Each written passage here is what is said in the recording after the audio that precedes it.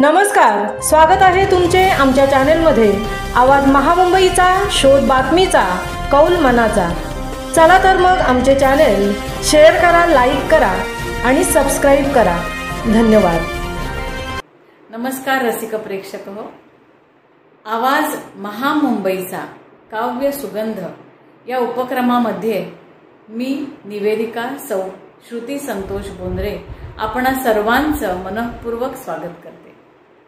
राष्ट्रीय आणि आंतरराष्ट्रीय पुरस्कार विजेते, राष्ट्रीय आणि आंतरराष्ट्रीय पुरस्कार विजेते लेखक, साहित्यिक आणि कवी असं संवेदनशील मन घेऊन जन्माला आलेले डॉक्टर विजय कोकणे यांच्या काव्य सुरभी मालिकेतील घोडदौड मानवतावादी अस्तित्वाची या काव्यसंग्रहातील एक कविता कुऱ्हाडीची कथा आज मी आपल्यासमोर सादर करत आहे।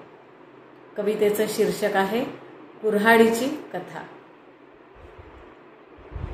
एक होती कुऱ्हाड, एक होती कुऱ्हाड, ती झपाझप चालायची। एक होती कुऱ्हाड, ती झपाझप चालायची।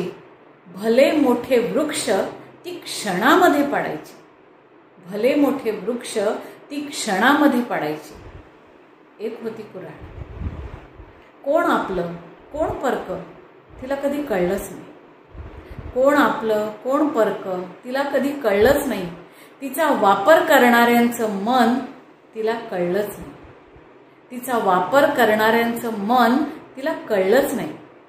ज्याने तिला दांडा दिला ती त्यालाच ठार मारायची, ज्याने तिला दांडा दिला ती त्यालाच ठार मारायची। भले मोठे वृक्ष ती क्षणामध्ये पडायची, भले मोठे वृक्ष ती क्षणामध्ये पडायची।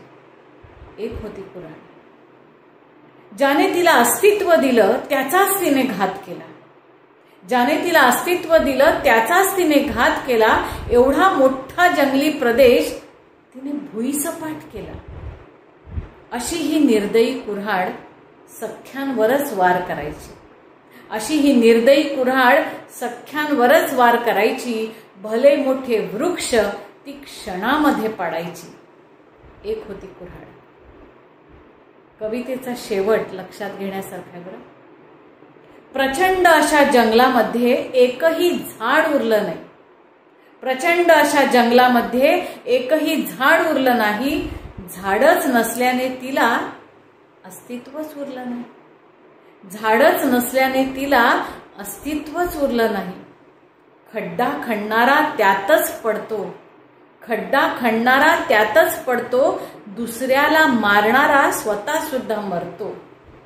म्हणूनच सांगतो मित्रांनो, ही वेळ तुमच्यावरही येईल।